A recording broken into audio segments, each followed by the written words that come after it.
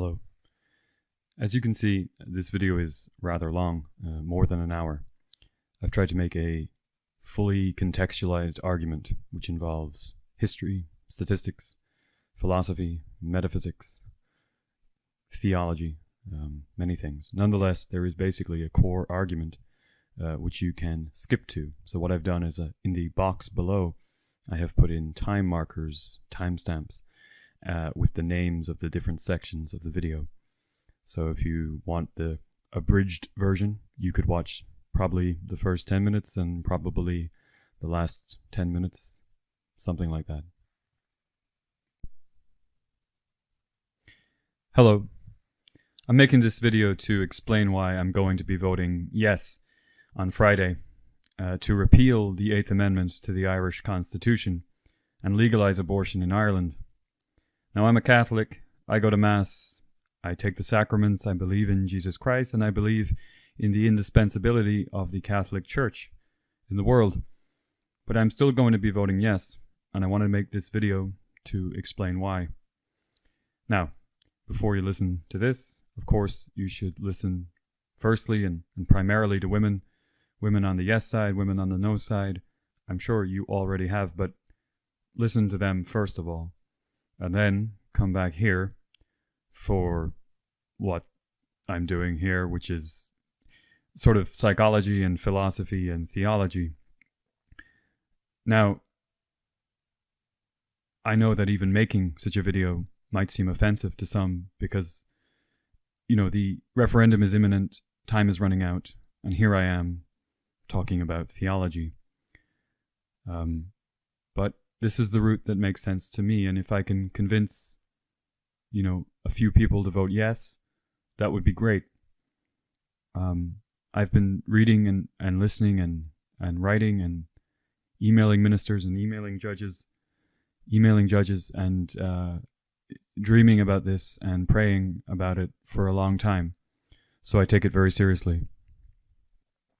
So I just want to make a few things clear. First of all, I am not a pro-choice Catholic. I know there are some Catholics who use scripture to justify the permissibility of abortion. I'm not doing that. I am against abortion. Nor will I be making a pragmatic argument that relies solely on statistics. My argument revolves around two key doctrines of Catholic faith, which I believe are necessary to combat the psychological and philosophical ideas that make abortion seem like a good option for some people. I will argue that only the teaching of these doctrines, the two doctrines of monism and grace, can meaningfully and substantially change people's attitudes towards abortion and move the culture away from abortion. And, ironically, I believe that a yes vote and a yes victory will actually help the Church in this project of persuasion. A yes victory will obviously be good for women in terms of health and safety, but insofar as it helps the Church in this process, this project of persuasion, the yes vote and the yes victory is actually also the best way to save unborn people's lives. And that's why I'll be trying to persuade you to vote yes. The video might also be useful to non-religious people who are curious about how Catholics and struggle with this issue of abortion, and give you some insight into the conflict. And if you are a no voter, and if you are sure that I am wrong, which I might be, this video could still be helpful because you will hear the ways in which I am wrong. You will see my mistakes, and you might be able to give me feedback. Who knows? Finally, I want to make it clear that I have no intention of monetizing this video or channel or using it in any way for my own financial gain. So please feel free to share the video, even if you don't agree with it.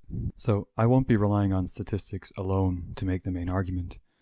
There is, however, strong and near universal statistical evidence to show how legalization of abortion actually reduces, or is at least correlated to, the reduction in the numbers of abortions in nearly all countries, and how criminalization does not decrease or is not correlated to the decrease in the number of abortions. I've included links in the description box to the relevant articles. And these statistics alone might be sufficient to convince some people to vote yes, and that would make some kind of sense.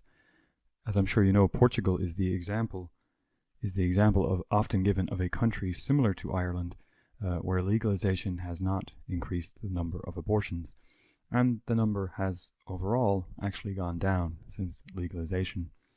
But in any case, for me, statistics alone aren't usually enough to make the argument, and I will explain why. Before that, though, one more thing I should also say here is that I do not find very convincing the theory that the Eighth Amendment, whether through its coercive or persuasive properties, if it has any, is somehow responsible for Ireland's relatively low rate of abortion. The reason I don't really buy this is that Ireland is one of the few countries in the world that has chosen to recognize in the Constitution a right to life for the unborn. I think it makes sense to assume that the reason we have such an amendment in the first place is because of a strong anti-abortion ethos and culture, which by necessity must have existed long before the introduction of the Eighth Amendment, such that it was possible to introduce the Eighth Amendment in the first place. Therefore, our relatively low rate of abortion is possibly attributable to this general anti-abortion attitude alone, the attitude which predated the Eighth Amendment and which was not necessarily strengthened by the Eighth Amendment.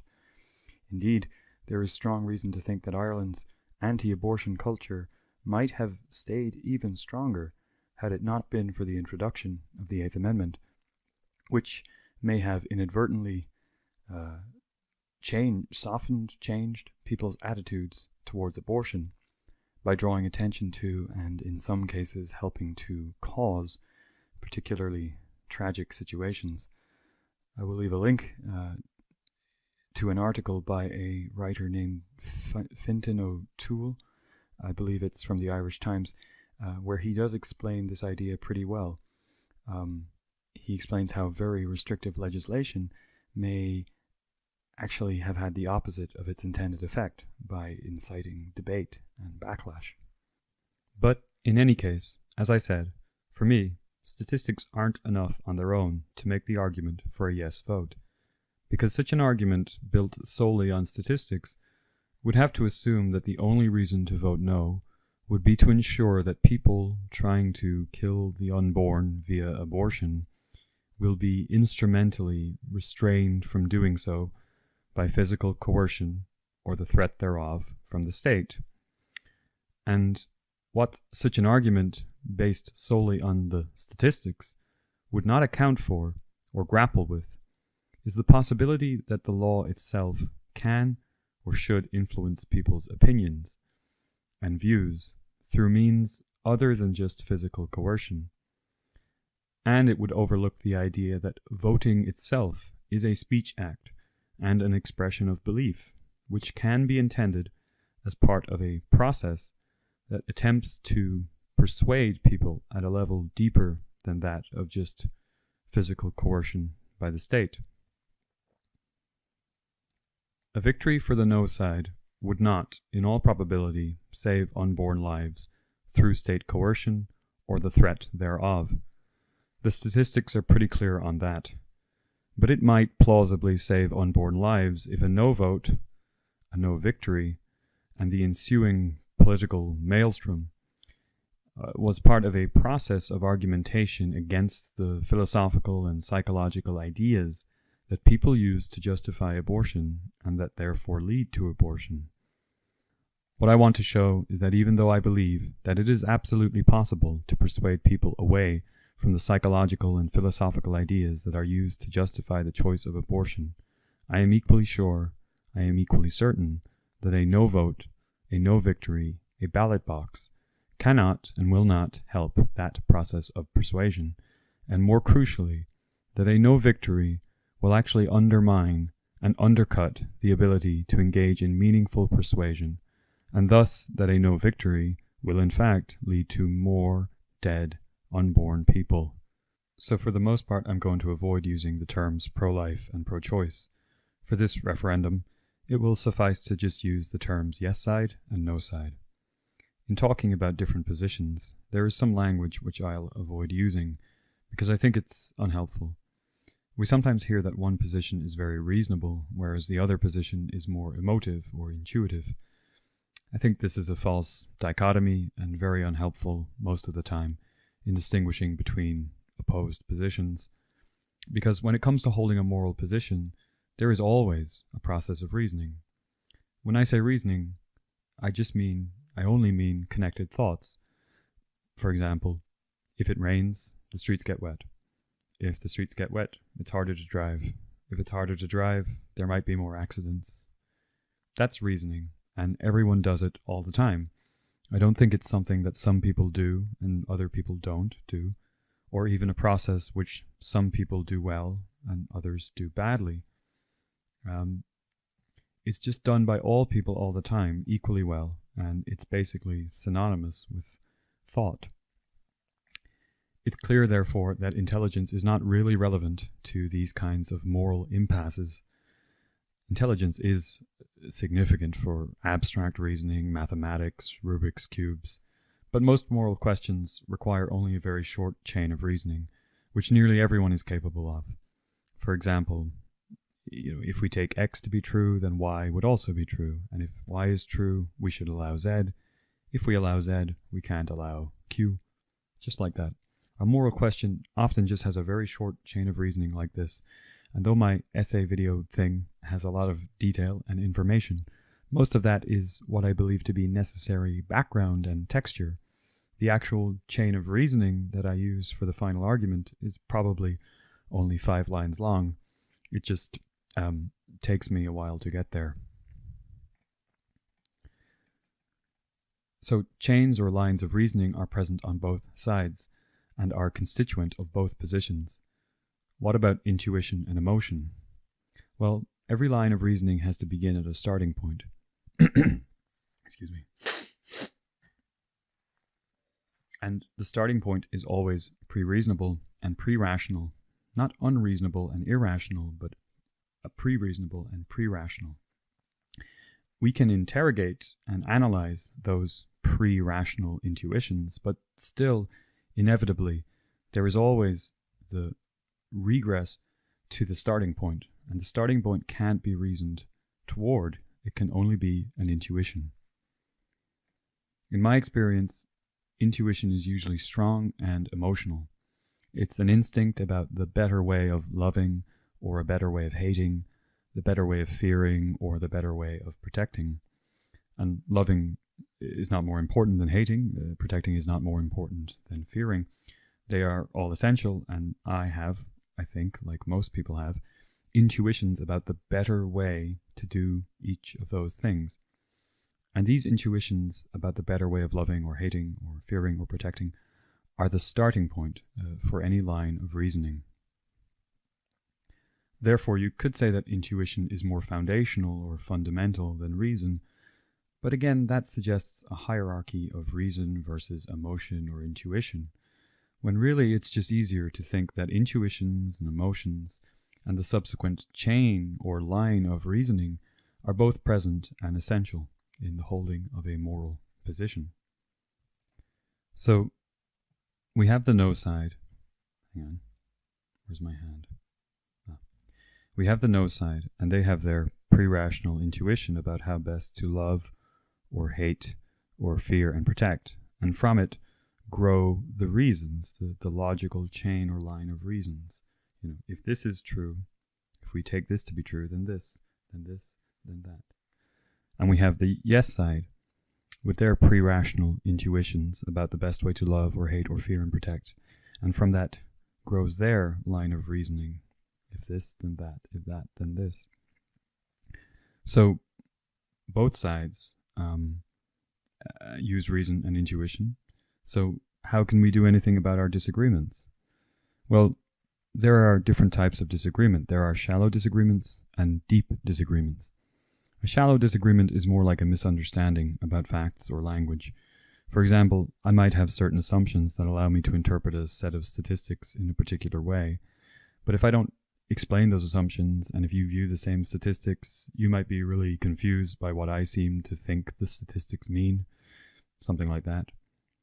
Another shallow disagreement might arise when two people are using the same word and they are both assuming that they share a definition of that word, but then later they find that actually they had two different definitions of the word. So, you mean, when you said freedom, you meant freedom to do something. When I said freedom, I meant freedom from something. And then later we suddenly find ourselves shocked because we diverge.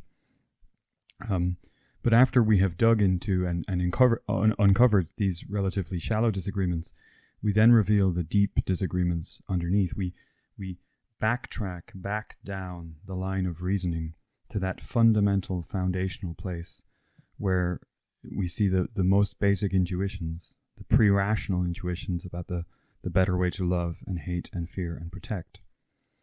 And this is where we feel most disturbed, because on these intuitions, change usually seems impossible. At least it feels that way to me. I know that I don't want to change my intuitions because it's a disturbing prospect. More than disturbing, even. Changing my basic intuitions seems unacceptable and deeply morally wrong. It can feel like a kind of self-betrayal. But still, I think these deep intuitions can change. I know that mine have changed. So in my experience, deep intuitions can change. But only when we are in an atmosphere of non-intimidation and non-humiliation with another person.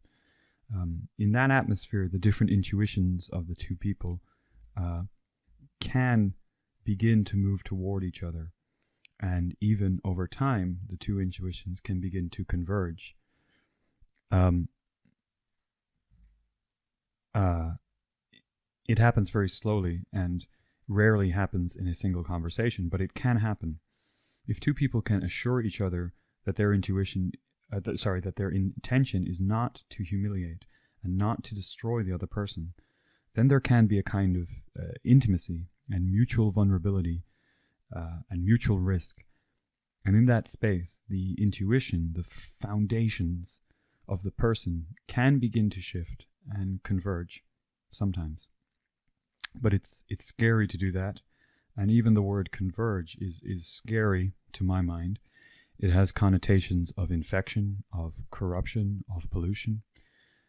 So it's very hard to establish that kind of space where I feel that I can take the risk of mutual vulnerability. The threat of humiliation triggers the most primal need to protect myself. You really have to try to show the other person that you don't intend to humiliate them. And that's a physical thing. It's for me anyway. It's about opening the eyes physically, about moving slowly, and a certain kind of hesitation.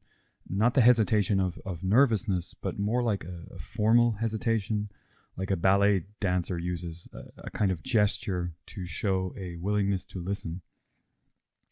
And I should make it clear that when I say all this, I mean it only for public discussion with strangers. In private, you might like to be malevolent, but malevolence is good for humor and for sex and for art and for sports. I'm not against malevolence and hostility; those things are fun. But in public discussion with strangers or near strangers, non-humiliation and non-intimidation are the crucial things. Of course, that's the struggle nowadays to recognize what is a public discussion because of how the public and private merge on social media. It's very tricky. But when we want to really talk across lines and talk to relative strangers, I really believe the only effective atmosphere is one of mutual vulnerability and risk. Now that doesn't preclude anger, because anger is very raw and vulnerable, and it can be a gesture of openness also. It can be conducive to, or at least not at odds with, intimacy. But what does definitely get in the way of intimacy is passive aggression, sarcasm, mockery, and belligerence. things which create the atmosphere of imminent humiliation. In that atmosphere, nothing can change, and there is no chance that intuitions can converge. So, what intuitions do the yes side and the no side have? And could they ever converge? It's my belief that the main difference in intuition between the two sides is the difference between monism, as in mono, versus dualism.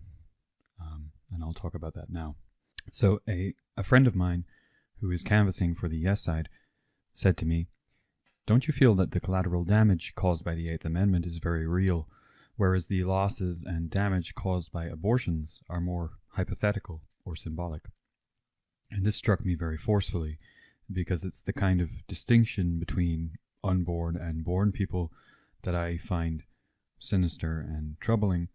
But it was a very interesting moment, because it drew my attention to what I'm sure is the major difference between a difference in ethos between the yes side and the no side.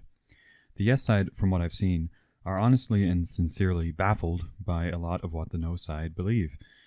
Many on the yes side, I think, see the no side's desire to protect the unborn, especially in the early stages of pregnancy, as primarily a symbolic act, whereas the protection of women is clearly humanitarian and real, and they cannot see how a symbolic act could possibly be more important than a humanitarian act. I'm sure this isn't true for everyone on the yes side, but to generalize, I think that for a lot of people on the yes side, there is more of a clear dividing line between what is actually harmful in a moral way and what is wrong only in a symbolic or potential or hypothetical way. And of course, I can recognize the difference between what feels directly moral and what feels more symbolic. A thought experiment that I think is good to run on oneself is to ask the following. Imagine if we lived in an alternate universe in which abortions after, say, 10 weeks were completely impossible because of some ironclad law of physics or science. So abortion in this alternate universe would only happen in that time period of up to 10 weeks, and the laws would never expand past 10 weeks because science wouldn't allow it. So in that period, the unborn is at most 1¼ inches long, and the abortion process is medical, not surgical.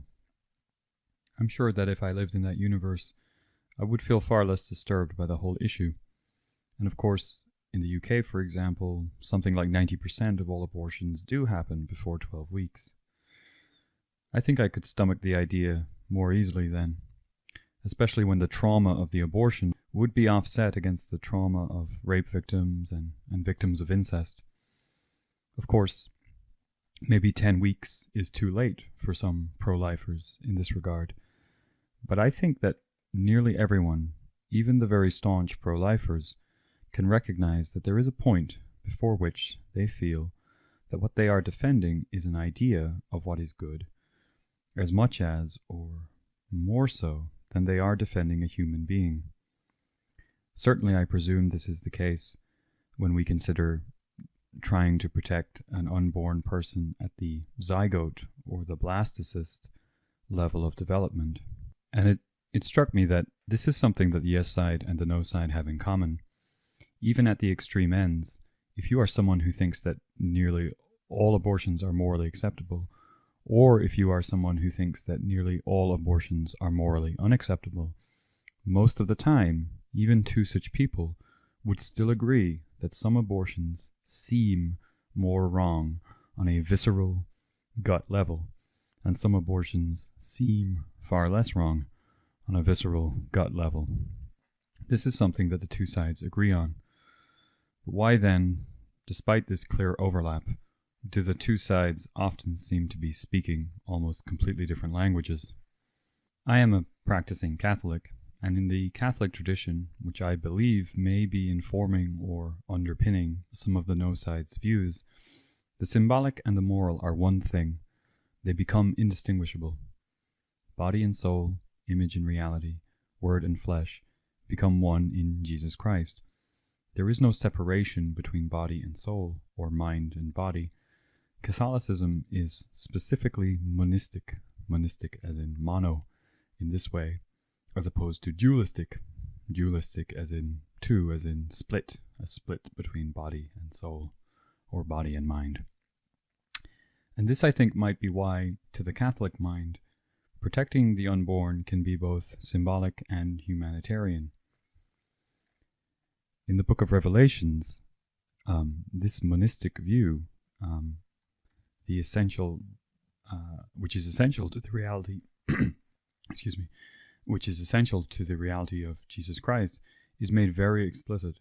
The word soul does not, in the Greek, mean a separate entity like a ghost.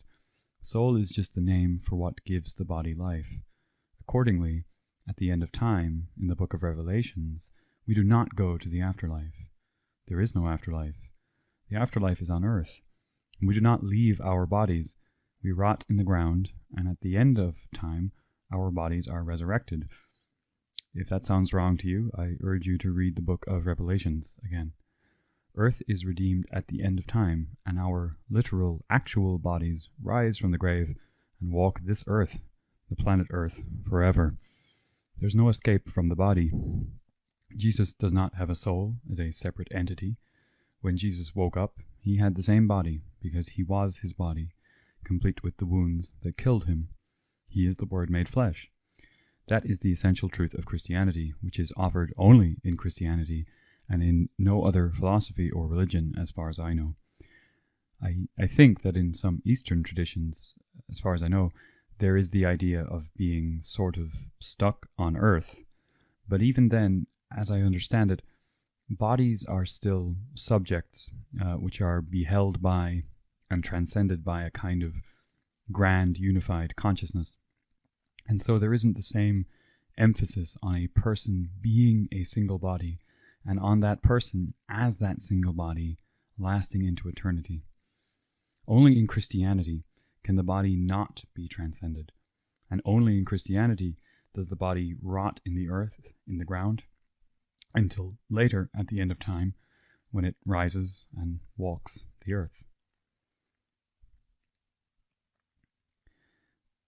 Perhaps because it isn't stressed enough in evangelization, many Christians do not, as far as I can tell, fully grasp this key point, or maybe it's more fair to say that they do not actively emphasize it. Instead, they often speak of a soul that goes to heaven, which is a Gnostic view. It's not in the Bible. It's not a Catholic view. Technically, it's what you would call a heresy. Not only is this crucial point of doctrine insufficiently emphasized in most evangelization, but even more troublingly, the Church and Catholics like me have failed to articulate and highlight how this unique concept of monism, the body and mind, or body and soul as one single and eternal thing, an eternal body, is fundamentally and diametrically opposed to the philosophies of modernity and antiquity, which for the most part are all versions of dualism. Before Jesus, there are dualistic views, like with Plato, the body and soul are connected but distinct. After Christ, Descartes comes along and interrupts medievalism with his dualism, which is more like a dualism of mind and world. And Descartes focuses on the idea of transcending the illusions of perception, in other words, illusions caused by the body. The body, in this view, is a liar. Materialism tries to legitimate Descartes' view by saying, for example, in a Newtonian worldview, that there is no possibility of transcending our bodies using our own senses, but there is the possibility of transcending our senses through peer-reviewed science, through a community of mutual error correction and collective skepticism, all of which combine to create a kind of giant shared eye that can see reality outside of and beyond the body with its fallible senses. And this transcending, as I said, has correlates in Eastern philosophies where meditation can erase the feeling of personhood and embodiedness and transcend the senses and transcend fallibility. And all of these are versions of dualism. But at any given time in history, it doesn't really matter what words or theories are being used to describe dualism, because dualism, the idea that there is a distinct split between mind and body, is always present anywhere and any time that civilization is growing. The impression, what Catholics like me would call the illusion or lie, that the mind and body are separate, is an inevitable byproduct of the processes that grow civilizations, and that in our time we could call modernity. Now, modernity is the moving towards increased efficiency with regards to the exchange and transformation of energy and information across different media. When information and energy are transformed from one medium into another, information and energy are seen to transcend media. And to the extent that we humans are working to make this happen, to make energy and information transcend their media, we come to identify with that process. We come to see ourselves as ghosts in machines, or as privy to the view of a ghost outside our machine, our body, or as minds steering bodies, or minds talking about bodies. And you see this model of mind and body as separate things, implicitly or explicitly expressed through all manner of language conventions and aesthetics conventions all over the place, in social sciences, psychiatry, evolutionary psychology, meditation practices, healthcare, economics, and in the psychological realism that characterizes many novels and films.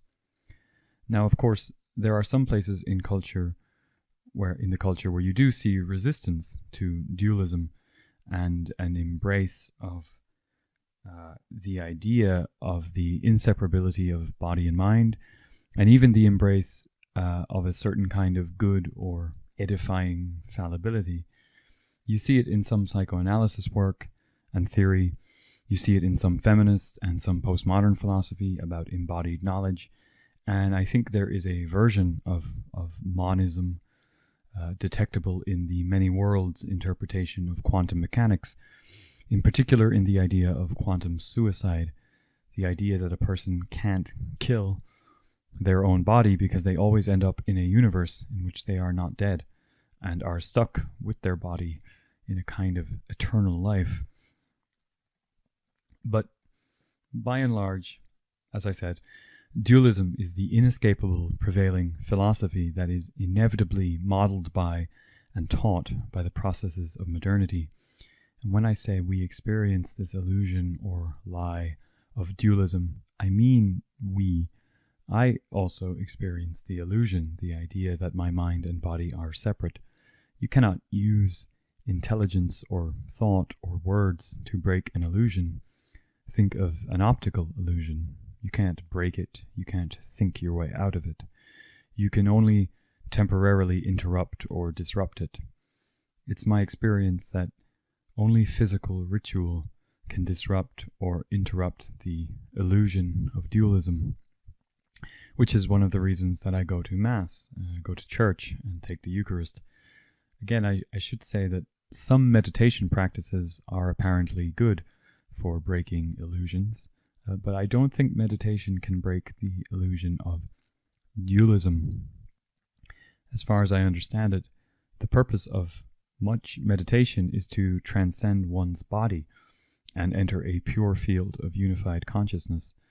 But such transcendence is, as I understand it, also the point or direction of the processes of modernity, and whether it is induced by meditation or induced through identification with the movement of energy and information through different media, the end result of dualism is a fake promise of transcendence, which requires denigration of the significance of human bodies. As I understand it, this is why God, could have remained outside and transcendent, but instead chose to become a person and eat and drink and suffer and die. But is dualism really that bad? Does it really denigrate the human body? Well, it's not that bad. And it is also an essential part of modernity, so we can't worry about it too much. But dualism is slippery and flexible. With dualism, the mind can sometimes be higher than the body, but sometimes the body is higher than the mind, depending on what you need to justify, or what group of people you are describing as mindless or lacking consciousness. In a dualistic vision, where mind and body are separate, the mind can be degraded at no cost to the body, or the body degraded at no cost to the mind. Therefore, it makes sense to think of there being gradations of human life. The higher and the lower, the less minded and the more minded person is a coherent and a more acceptable idea under dualism. It leads to the belief that there is definite and clear distinction between what is symbolic and what is actual. And of course, it offers the hope of transcendence, transcending fallibility, transcending anxiety, and transcending the need for good luck. I think that last point alone is one of the things I don't like about dualism. With dualism, you get the feeling that you might no longer really need good luck, but the feeling of needing good luck makes life more enjoyable. But I'll come back to that later. As I say, dualism is not automatically monstrous. It just makes more palatable and more allowable things that monism doesn't allow. We need both, monism and dualism. We need both in opposition to each other. And when we have both, we can keep the idea of a split. But the split is not inside the self, between mind and body. The split is between the self and others, between the public and the private, between needing more information and needing more good luck. But it's hard to preach monism. It's hard to keep it alive. Monism is not necessarily comforting. If you accept that mind and body are one, then you have to live with the idea of private knowledge, incommunicable information, inner conflict, untranscendable anxiety, and untranscendable doubt. You have existentialism, which is supposedly very hardcore and grim, because it's all about embracing meaninglessness. But when you think about it, embracing meaninglessness is maybe not so bad, so long as you get to do it with others, with whom you have clear lines of communication. Things are meaningless, but it's certain that they are, and the knowledge is stable and shareable. Whereas with monism, meaning is more unclear, because your senses can be trusted, or rather, you cannot transcend to a place of perfect rational judgment for all questions. When you have moral doubts and you face the potential fallibility, you can only pray and hope for God's grace, essentially hope for good luck. And I'll come back to this question of grace and contingency versus transcendence and certainty later with regard to the questions of influence and persuasion. So, with a monistic view, when body and soul are one, beauty and sexuality are far more disturbing. You have to constantly be aware of how there is this internal information that is totally private, that only you and God know, and that can be alienating and isolating. Also, other people contain their own private, incommunicable bodily information, and that can be distressing, and it can make things like sexual desire and jealousy much more acute. When you think dualistically, you can say to yourself, well, the body is separate from the truth. So maybe there is a beautiful face or a beautiful body, but that's just nature or evolution. It's only symbols of beauty. Everything fades. The rational collective mind can transcend everything. But in monism, in Christianity, humans are made in God's image, and the beauty is true beauty. Evolution's designs of beauty are true beauty. And that means that personal ugliness is far more distressing, and being unattractive or sexually inadequate is far more agonizing when you believe that you are your body. But the upside to monism is that it also affords the potential for deeper and more alarming levels of intimacy between lovers and between parents and children. Everything is more intense because you don't have the option of numbing your senses through transcendence. In the smell of someone's body or the shape of their eyes, you find a real beauty, and it can't be transcended. You follow the truth revealed by beauty, and it pulls you into a real adventure.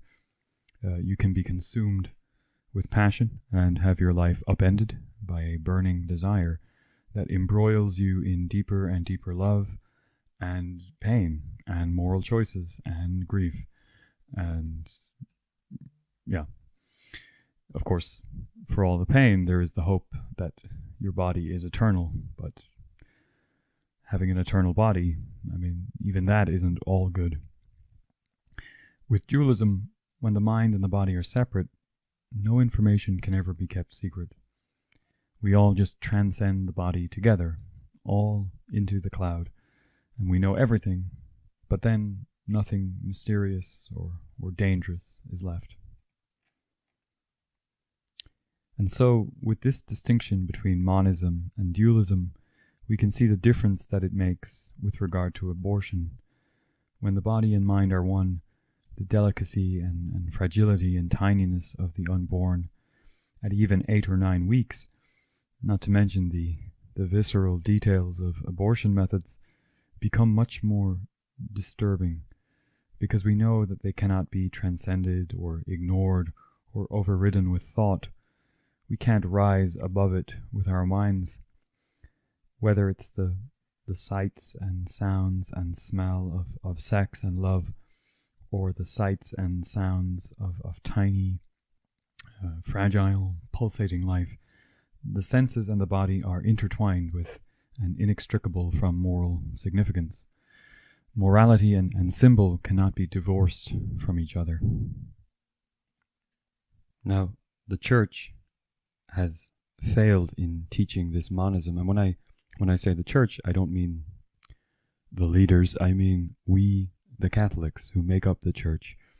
We together are not, we're not doing this right. We're not teaching monism because we're not focusing on opposing the heresy of dualism. We've stopped focusing on the metaphysics. And I think that because of that failure, the stance against abortion has become almost completely incoherent and bizarre sounding, certainly to modern secular people, but also people of other religions, and also to many actual Christians. We need to go back and focus on the metaphysics. You might think that it would be possible to take a coherent stance against abortion in isolation from or outside of these philosophical concerns by appealing to scientific authority and human rights. But I think those aren't really enough to convince people who are more inclined towards dualism and pro-choice views, because to the extent that science and human rights conventions put faith in collective human authority as a corrective to individual fallibility, science and human rights conventions are by necessity also underpinned by a dualist philosophy.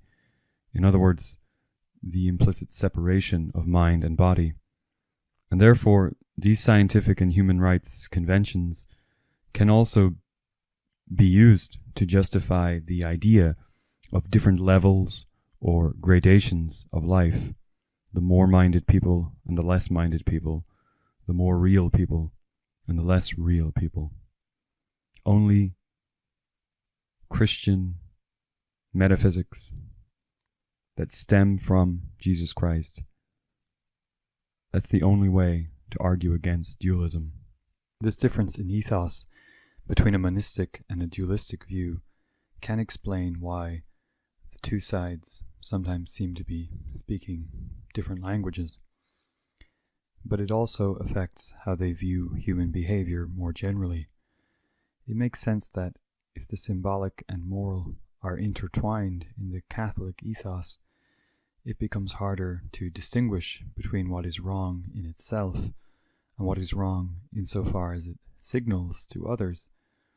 In the Catholic ethos, the line between these two types of act, wrong in itself and wrong because of the signal, would be blurry or non-existent. Whereas in a more dualistic view that allows one to more easily evaluate an act as either clearly just moral or clearly just symbolic, it must be easier to think of two different types of act. One just an act, the other an act and a signal.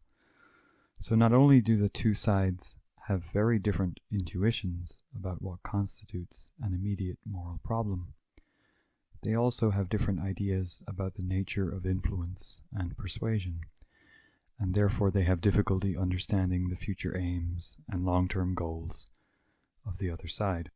We sometimes hear that one position is very compassionate, while the other lacks compassion.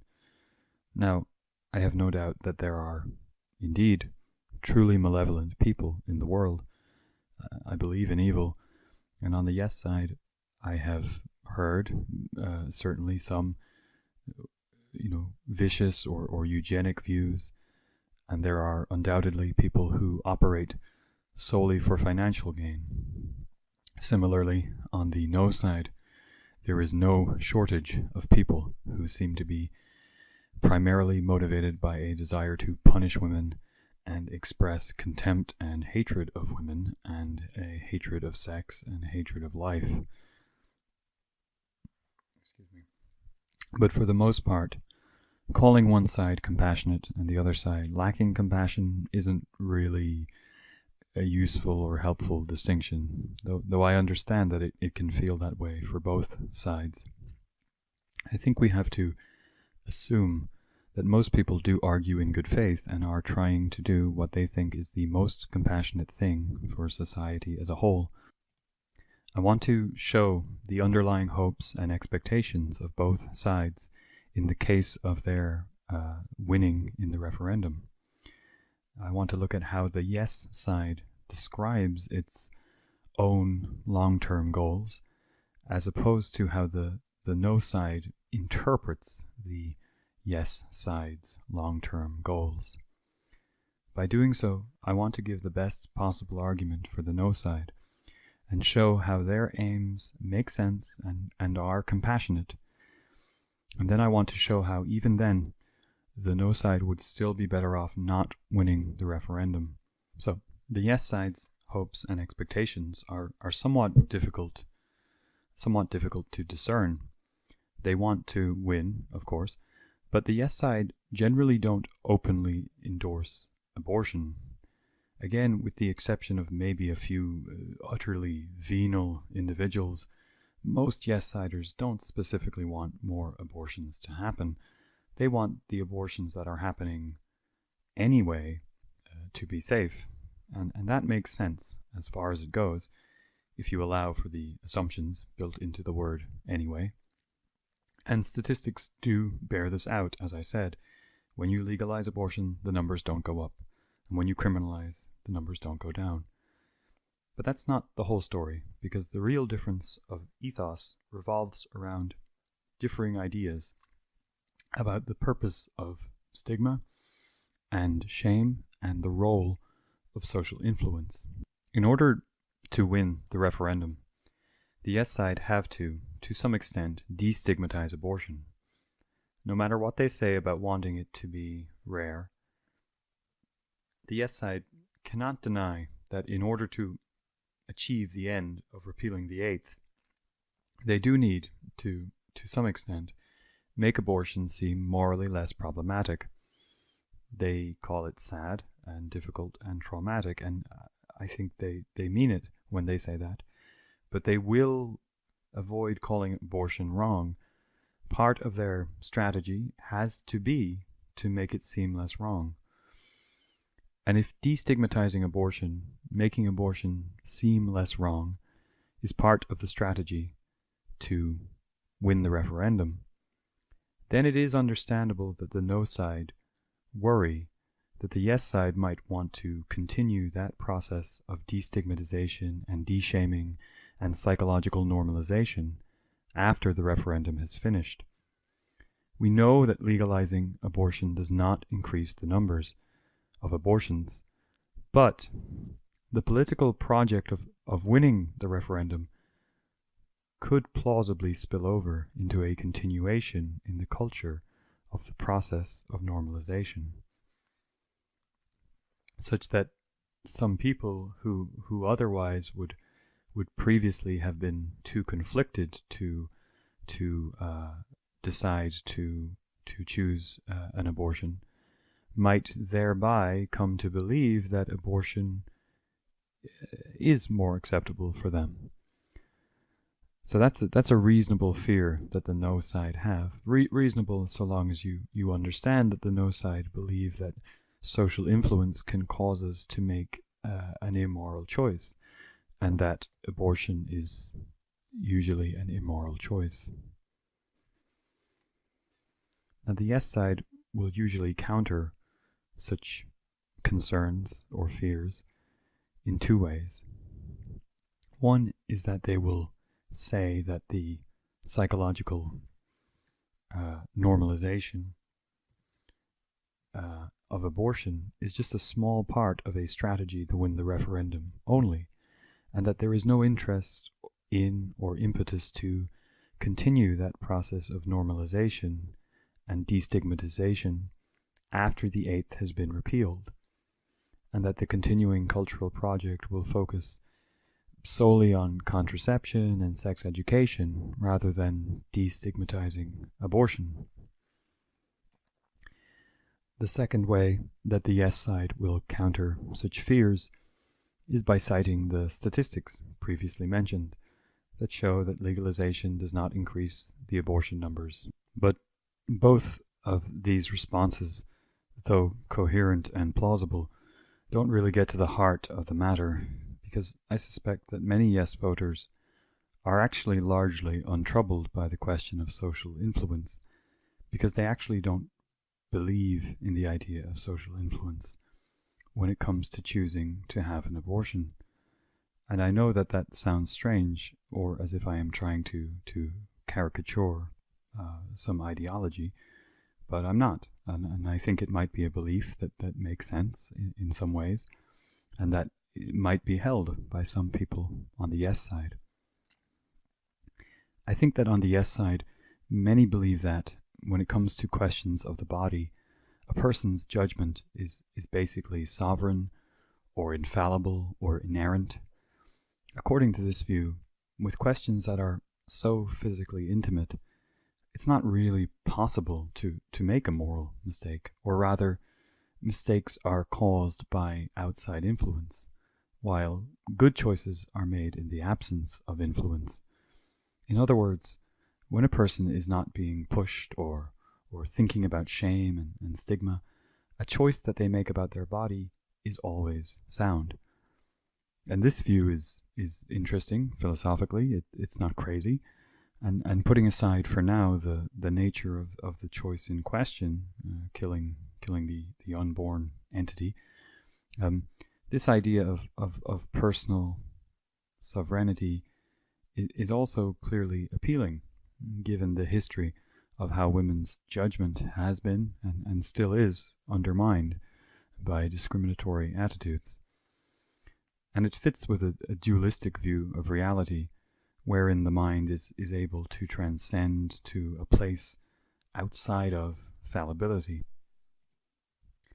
So, if that infallibility with regard to questions of the body and identity is the belief that underpins the yes side, then we can see how a 51% yes win or a 95% yes win doesn't really make a difference for the yes side. A big yes win is as good as a small yes win to the yes side.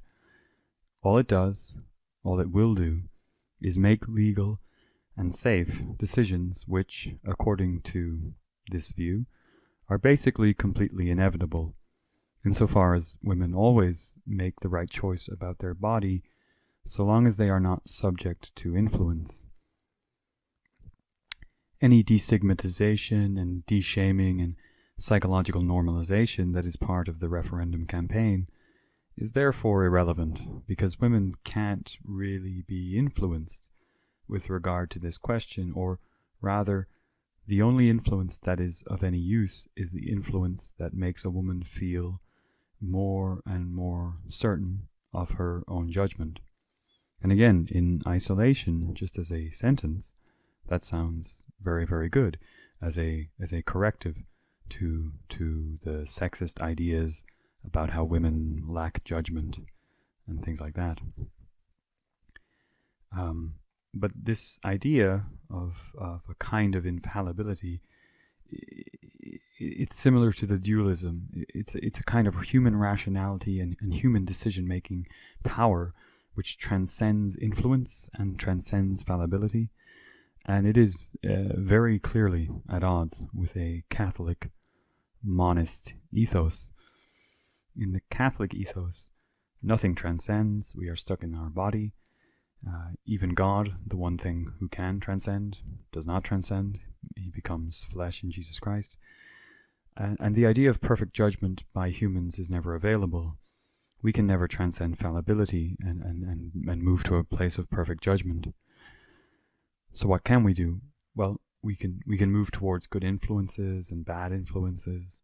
We can pray for guidance, use some discernment and reasoning. But ultimately, we can only hope for grace. What is grace? It's the guidance that seems to have come to us, that seems to have allowed us to have made a morally right decision, but only ever after the fact. Only ever after having made the decision, which then seems to maybe have been the right one, do we recognize that we did receive some kind of guidance, and that guidance may have come from God. So in this view, morally correct choices are never mainly to our own credit, but are rather the result of God's unprompted, unpredictable, mysterious generosity. In this view of choice, our morally good choices nearly always appear to us, in retrospect, to have been largely a question of good luck or good fortune, and it is never exactly clear through which channel God has sent that guidance to us in the form of good luck. But one such channel could be social influence, the happenstance of our location and surroundings, and the particular ideas and opinions to which we are thereby exposed at the time when we are trying to make an important decision. So, those on the no side who are informed by a Catholic ethos, a monistic ethos, believe in every single person's fundamental inability to transcend to a place of perfect, sovereign, rational judgment, even on questions about their own body.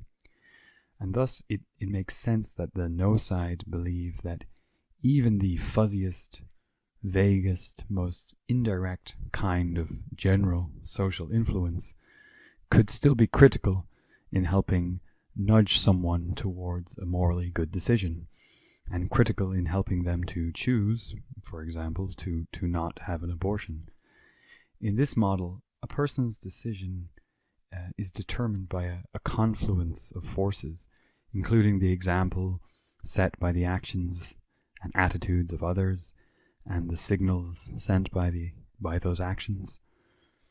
And following this, regardless of what statistics strongly suggest, the no side would still have a reasonable fear of a large yes side win, if that yes side win were to lead to a general movement of normalization and destigmatization of abortion. And obviously the converse also applies.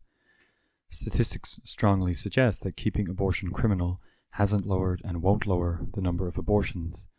But hypothetically, the no side could, I suppose, by winning this referendum, initiate a process of cultural change and persuasion, whereby, say, maybe someday in the future, 75% of the population will have come to believe that abortion is completely wrong in nearly all situations. And in that scenario, if we think that social influence can sometimes be a moral guide, a channel for God's grace, then presumably that social influence really could sway some people away from abortion, people who otherwise would have opted for an abortion. And that would save unborn lives. That is, roughly speaking, something like what I was thinking about when I was going to vote no. But having thought on these things, I realized that a no-side win would actually be a disaster for everyone, including the unborn. And in the last section, I will explain why. I spoke at the very beginning about fundamental intuitions. Now, the principal intuition of modernity and the foundation upon which abortion comes to seem more and more justifiable and acceptable is dualism, the idea of mind and body as separate. By numbing the intensity and pain of embodied existence, dualistic views offer comfort and clarity through transcendence. But thereby, dualism also opens the door to the possibility of gradations and levels of personhood and those kinds of attitudes.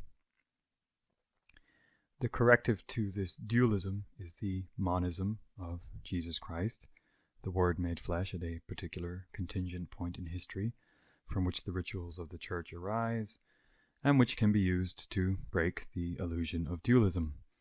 But the Church needs to rediscover and then make explicit what makes the idea of body and soul as a single eternal reality so unusual and so unique and so much more thrilling and terrifying and sensual and meaningfully intense than the bland, numb dualism that prevails in secular culture and in other spiritual traditions. If people could understand more deeply the idea of how the symbolic and the moral can be one thing in the same way that the body and the soul are one eternal body, then I think it would be easier for people to see the importance of marriage, the sacredness of sex, the wrongness of abortion, and we might begin to close the gap between the intuitions of pro-life people and pro-choice people, and ultimately dissuade people from getting abortions. But if the Church cannot discover or rediscover a positive account of monism and frame it specifically in opposition to dualism, then the attempts to speak up for the unborn will continue to fail, to fall on deaf ears, and it will be our fault. The second principal intuition of modernity, the foundation upon which legalization of abortion becomes more justifiable, is transcendence. Transcendence to a place of perfect judgment outside of the senses and often outside of the individual human body.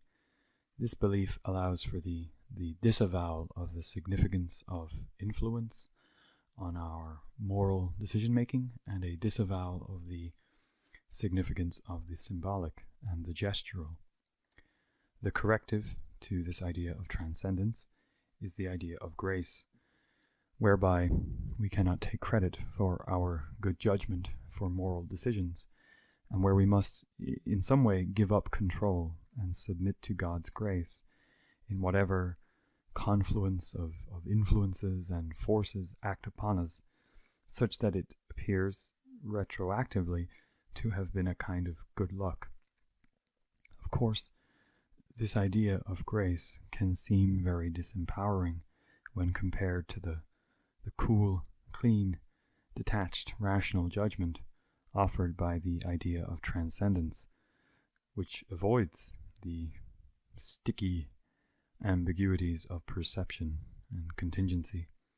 So, as with monism,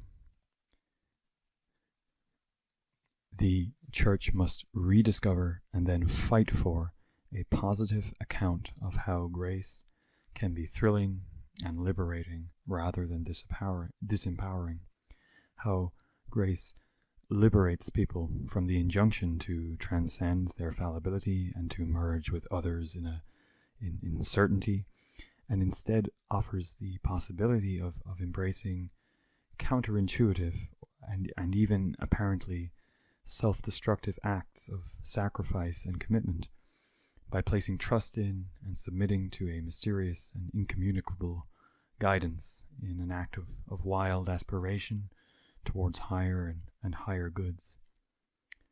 Grace relaxes the injunction to grasp at certainty with regard to moral purity, and instead allows us to be channels for what is good, to trust that goodness can flow into our lives through our willingness to submit to the contingencies that may or may not be God's will.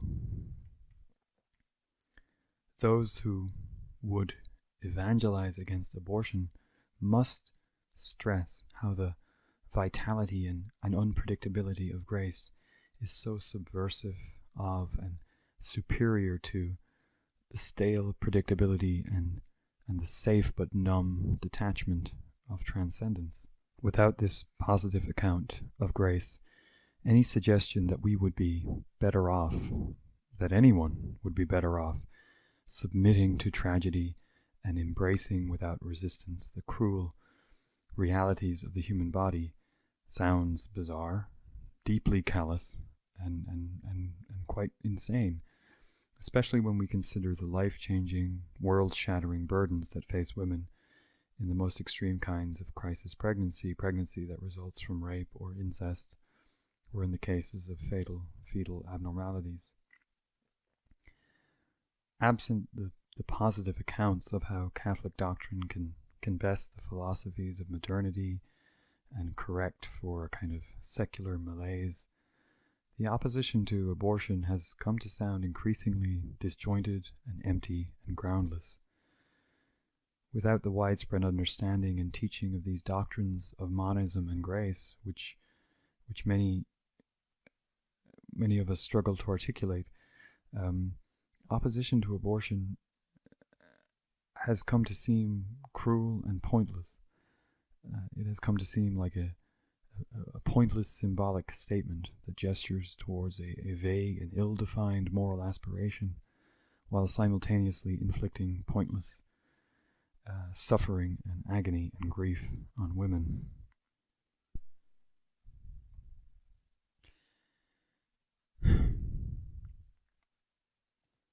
And so the final part, the final argument, the argument against voting no, the argument in favor of the yes vote.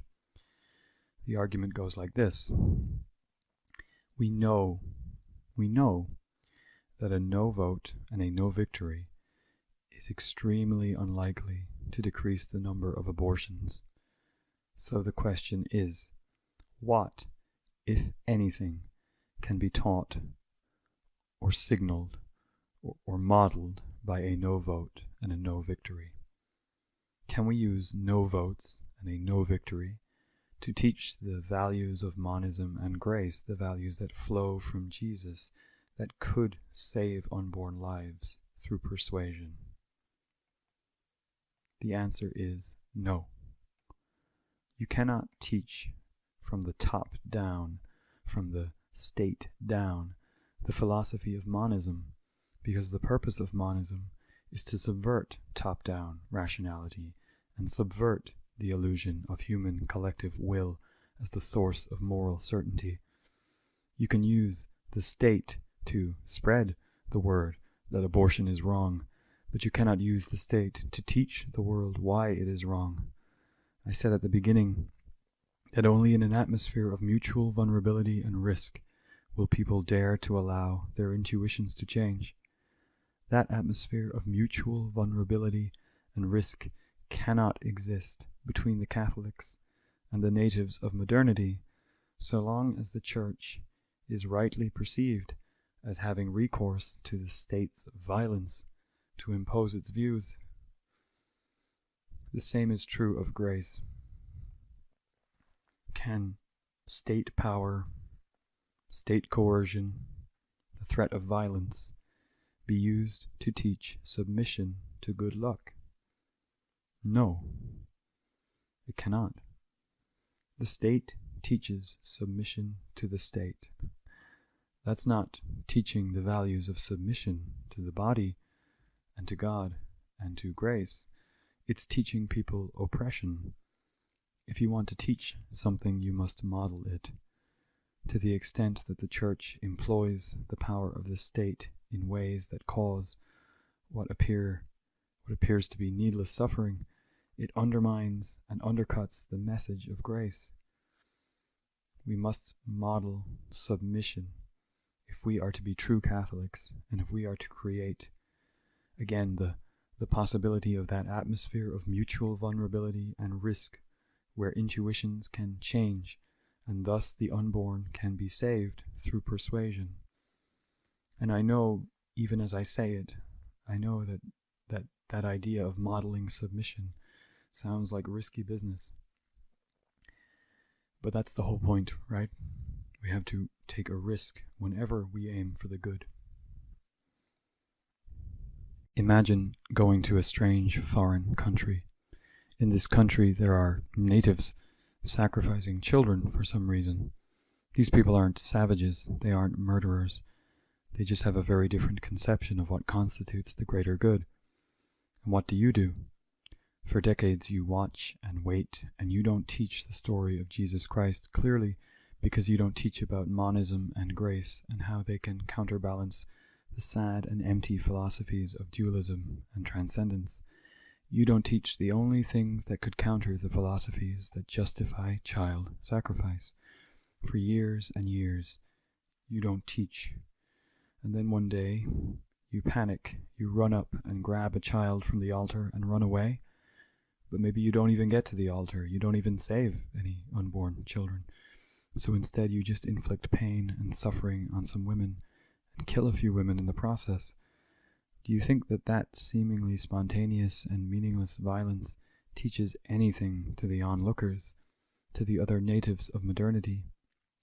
Does it teach them anything about monism or grace or Jesus? Do you think that they are going to listen to you now? And now you want to use the state to hurt women for reasons that are completely incoherent to these natives of modernity who don't speak your language because you didn't teach it to them. You look like a monster, and looking like a monster might be worth it if it saved unborn lives, but it doesn't.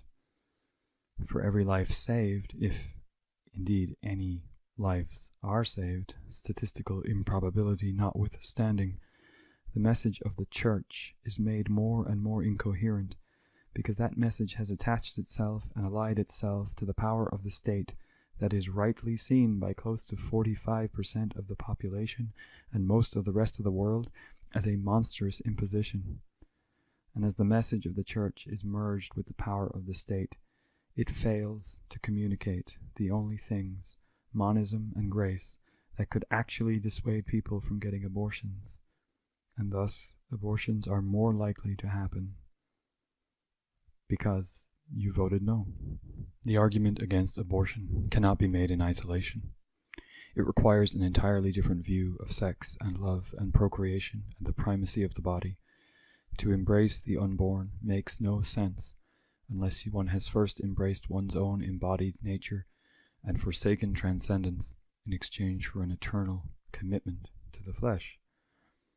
Similarly, the embrace of accident and disaster and even horrific tragedy that is entailed in the rejection of abortion can never make sense unless it is taught along with the positive account of how grace frees us to embrace the unprompted and excessive generosity of God via contingency and luck, which in turn instills in us the wild abandon with which we can risk giving unthinkingly and utterly of ourselves in even the worst circumstances.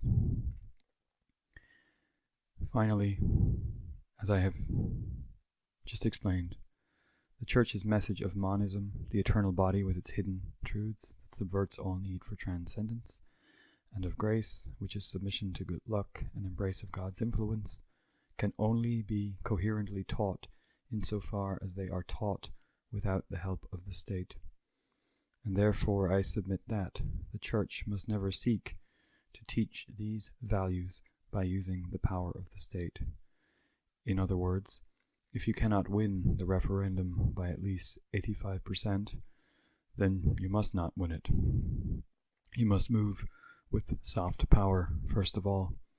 You must use the soft power of aggressive and intellectually and morally rigorous evangelization, but not the power of the state. It is something of a paradox. If I could be sure that the no side would lose, if I could be certain of that, then I probably would vote no, so that the no side would get a good hearing. But I can be pretty sure that a no vote and a no victory will not have an impact on the number of abortions, and I am certain that a no victory will widen the rift between the natives of modernity and the Catholics, and I am certain that Catholics will be rightly seen as instrumental in imposing cruel and unusual and pointless punishments on people for reasons that have become incoherent. And I am sure that that incoherence will only become worse as the Church undermines the message of monism and grace by employing state force. And only monism and grace via Jesus can save the unborn. Just one extra detail I wanted to add. 2 weeks ago, I woke up with an excruciating pain in my abdomen. It was incredible. It was like nothing I'd ever felt before. So painful. And I don't know where it came from, because I hadn't eaten anything strange or anything like that. It was really weird. And